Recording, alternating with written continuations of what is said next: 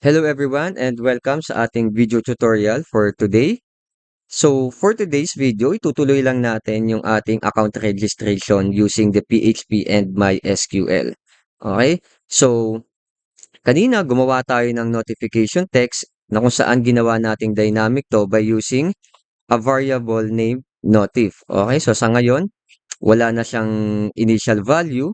So once again, pag sinave natin to, so dapat wala na tayong makikita dito sa ating registration form. Okay?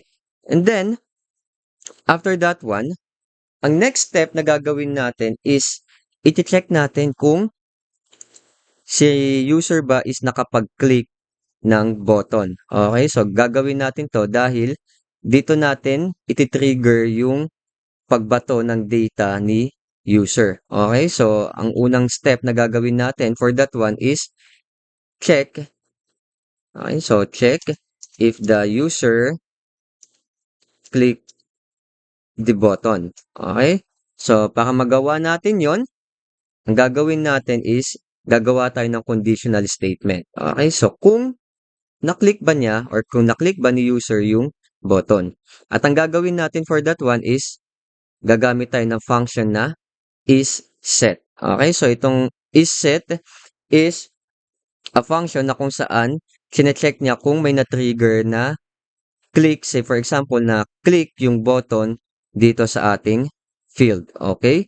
So, ang process ng pagkuha niyan is if is set and then yung ating post method. Okay? So, itong post method class, ito yung gagamitin natin dahil ito yung method na kung saan ginamit natin dito sa form. Okay? So, lahat ng data na ibabato niya is kukunin ni post method. Okay? So, ang gagawin ni post method is kukunin niya yung name nung particular element or field na nasa form natin. So, for this one, ang kukunin niya is yung name ng button which is si BTN register. So, ang gagawin lang natin is copy lang natin si BTN register. And then, ito na yung kanyang conditional statement. So, if is set, kung na-click yung button na specifically ang pangalan ay BTN register na binato ng ating form, so gagawa tayo ngayon ng notification message. Okay, so using yung ating variable notif, so maglalagay lang tayo ng message dito na the button has been clicked. Okay, so mangyayari dito class, if si user nag-click sa button, so dapat makikita natin itong the button has been clicked na notification. So definitely wala tayo dapat makikita na else statement dito kasi by default is hindi naman talaga natin kiniklik yung button. Okay? So save lang natin to and then run lang natin. Then check natin na kapag kinlik yung button, so dapat makikita natin na the button has been clicked. Okay? And then, next one, kung okay na tayo dito sa pag-click ng button or na-trigger na yung pag-click ng button, ang next na gagawin natin is i-check natin kung lahat ba ng fields ay na-fill upan ni user. So, by default kasi class, itong mga fields na ito is required na fill upan ni user. Okay, so ang gagawin natin, so check if all the fields or all the elements have been filled up. Okay, so kung na-fill upan niya yan, yan ang itetest ng ating PHP code. So ang gagamitin natin for this one is another conditional statement. Okay, so sa loob ng if natin is gagamit tayo ng function na empty. Okay, so ang function na empty class, ito yung sumusukat kung yung itong mga field natin is na-fill upan or hindi. Okay, so baka mas mapadali ang ating process. So gagamit tayo ng not na symbol. So ang not na symbol is represented by exclamation point. Okay? So, if not empty, so ibig sabihin nito, kung hindi empty yung field natin, then may gagawin tayo for the conditional statement. So, una, kukunin muna natin yung field natin. Okay? So, again, gagamitin natin is the dollar sign, then the post method. Okay? Kasi nga, magbabato tayo ng data from the post or using the post method. Okay? And then, ang gagawin natin is kukunin natin lahat ng name nung mga field or element na meron tayo sa ating form. Okay? So, unahin natin si username. So, ang gawin natin dito sa post with single quotation. So, paste lang natin. So, una is kinuha natin si username and then sunod-sunod na natin kukunin yung iba pang field. Okay, so gagawin lang natin is ika-copy paste lang natin.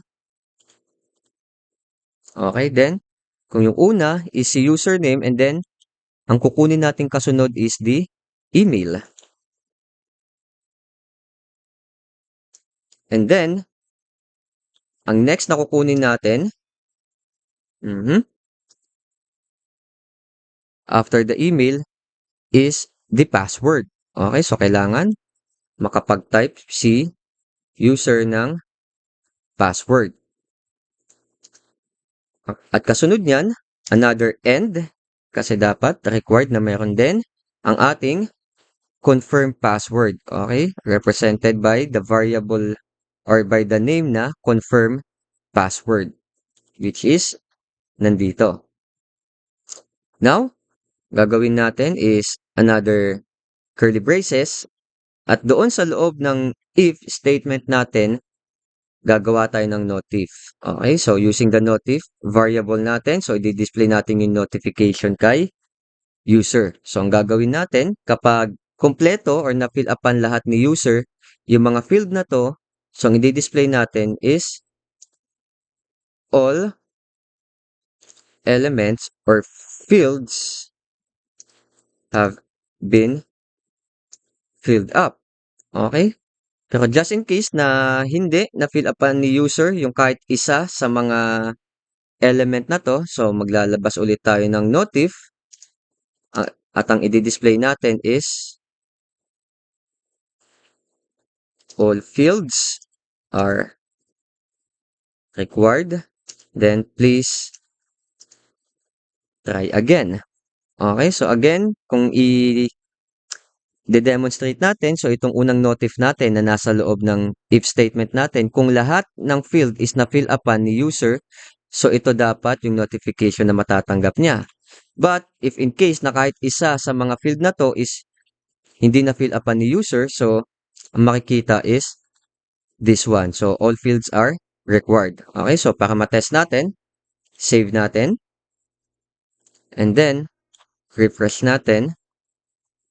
Then, let us try na hindi muna kompleto. Okay, so again, may password tayo pero hindi tayo nag-fill up with the confirm password. So, dapat ang makikita natin is all fields are required. Okay? So, if in case naman na kompleto lahat, okay? So, kung kompleto naman lahat, so dapat ang makikita natin is all fields have been filled up. Okay? So, once again guys, sana may natutunan kayo for this one. So, mamaya itutuloy natin at ang next na pag-uusapan natin is yung ilan sa mga security feature na dapat ilalagay natin or dapat ilagay natin sa ating PHP code. So, once again, see you on the next video.